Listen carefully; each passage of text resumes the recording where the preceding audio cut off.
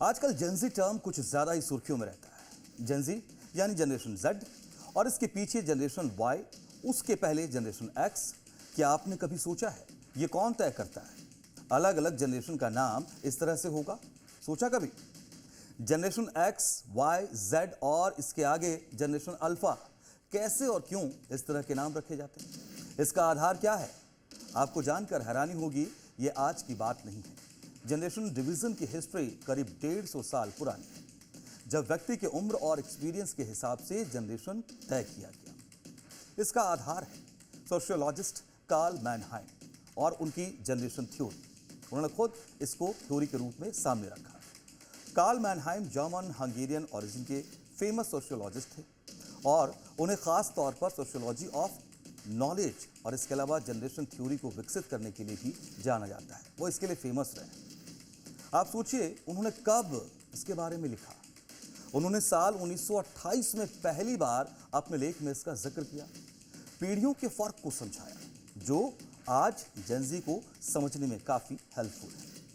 मैनहाइम ने अपने famous article the problem of generations में बताया, एक ही समय में पैदा होना ही किसी पीढ़ी को एक जनरेशन नहीं बनाता है। उन्होंने इसको पहली बार बताया। किसी पीढ़ी को आकार देने में 3 चीजें बहुत महत्वपूर्ण होती हैं। समान ऐतिहासिक परिस्थितियां यानी सिमिलर हिस्टोरिकल कंडीशंस, समान उम्र के दौरान महत्वपूर्ण घटनाओं का अनुभव, उन घटनाओं पर विकसित होने वाली साझा सोच और प्रतिक्रिया, कलेक्टिव थॉट एंड रिएक्शंस। और यही वजह है कि अलग अलग पीढ़ियों जैसे मिलेनियल्स, जेनजी या जेन अल्फा के व्यवहार और सोच में अंतर देखा जा सकता है। उनका एक महत्वपूर्ण कॉन्सेप्ट है, इसको ध्यान से सुनिएगा और समझिएगा। Generational location. मैनहाइम के अनुसार एक ही उम्र के लोगों की जनरेशनल लोकेशन समान हो सकती है, लेकिन उनका सोशल बैकग्राउंड अलग होने के कारण वो किसी घटना को बिल्कुल अलग तरीके से अनुभव कर सकते हैं। अब कैसे? जैसे आप आज के दौर में स्मार्टफोन को ले लीजिए, है ना। फॉर एग्जांपल, जेनजी को इंटरनेट और स्मार्टफोन के दौर में बड़ा होने का साझा अनुभव मिला, लेकिन शहरी और ग्रामीण जेनजी, अलग अलग आर्थिक वर्गों या अलग सामाजिक परिस्थितियों में रहने वाले युवाओं का अनुभव एक जैसा हो जरूरी नहीं है। ये इस थ्योरी में बात सामने आई और एग्जाम्पल के जरिए आपको समझाया। अब इसको और डिफाइन करते हैं, इसको समझिए। मैनहाइम का कहना है एक पीढ़ी सिर्फ जन्म वर्षों का समूह नहीं है। इसका क्लासिफिकेशन सिर्फ जन्म के साल के आधार पर करना सही नहीं होगा, बल्कि इसका आधार साझा ऐतिहासिक अनुभवों से बनने वाली सामाजिक चेतना भी है।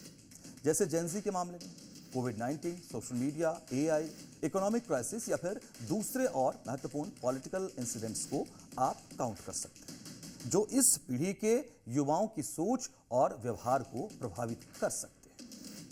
सोशियोलॉजिस्ट कार्ल मैनहाइम की यही सोच मोटे तौर पर पीढ़ियों के बंटवारे का आधार बनती है। पीढ़ियों को बांटते समय सिर्फ जन्म के साल नहीं, बल्कि उनके एक्सपीरियंस को भी ध्यान में रखा जाता है।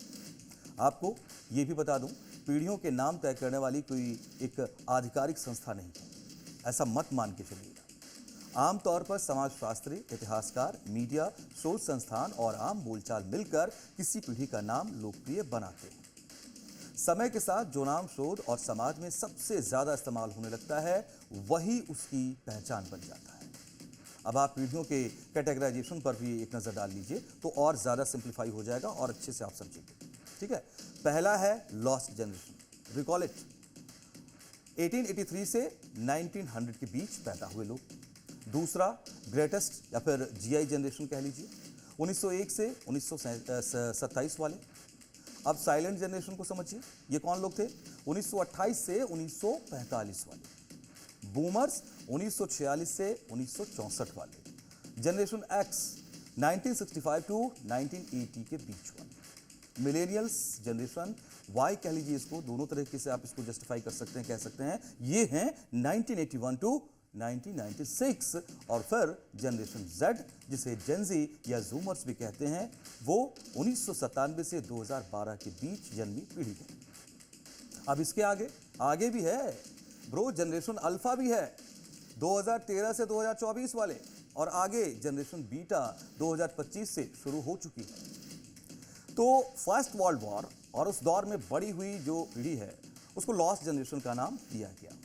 और इसके बाद आई ग्रेटेस्ट जनरेशन, जिसने महामंदी और द्वितीय विश्व युद्ध के अनुभवों को देखा, जो सेकेंड वर्ल्ड वॉर रहा उसको एक्सपीरियंस किया, सामने से देखा।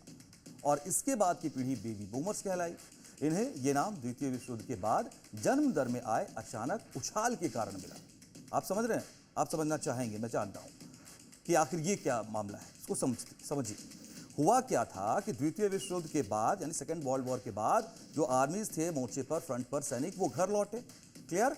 अर्थव्यवस्था सुधरी, उसके बाद रोजगार और घरों के अवसर बढ़े, है ना? और इस वजह से परिवार शुरू करने का भरोसा मजबूत हुआ। तो नतीजा क्या हुआ? जन्म दर में तेज उछाल आया और इसलिए ये पीढ़ी बेबी बूमर्स कही गई। और इसके बाद आई जनरेशन एक्स, जिनका नाम साहित्य और पॉप कल्चर के कारण मशहूर हुआ। एक दौर में जनरेशन एक्स नाम सबसे ज्यादा चर्चित रहा। वैसे तो ये शब्द 1960 के दशक में ही इस्तेमाल होने लगा था, लेकिन 1980 में पत्रकार लैंडन जॉन्स की किताब आई ग्रेट एक्सपेक्टेशंस, और फिर 1991 में लेखक डगलस कॉपलैंड की एक किताब आई जनरेशन एक्स, और इन्होंने खास तौर पर इसे और ज़्यादा फेमस कर दिया, लोकप्रिय बना दिया, लोगों के जहन में आ गया। तो साल 1982 के आसपास पैदा हुए लोग साल 2000 तक ग्रेजुएट होने वाले थे, और इसीलिए उन्हें मिलेनियल्स कहा गया। नए मिलेनियल्स की शुरुआत का संकेत शामिल रहा और इसे जनरेशन वाई भी कहा गया। जनरेशन वाई के बाद आने के कारण अगली पीढ़ी को सीधे जेन जेड कह दिया गया। तो ये क्रोनोलॉजी चलती गई और आगे अल्फा, बीटा, गामा ये सब चले गए। तो आज का दौर जेनजी का है, हर तरफ जेनजी की ही चर्चा है। डिजिटल दुनिया में पली बढ़ी इस पीढ़ी ने सोचने और काम करने के तरीके को काफ़ी बदल दिया। हम लगातार बात करते हैं कि कैसे ये लोग रीडिफाइन कर रहे हैं, न्यू रूल्स अप्लाई कर रहे हैं, और इस पीढ़ी की दुनिया इंटरनेट के आसपास घूमती है। इसका असर उनके जीने के तरीके पर भी साफ नजर आता है, उनके सवालों में झलकता है, और इसे समझना पिछली पीढ़ियों के लिए चुनौती अब भी बना हुआ है।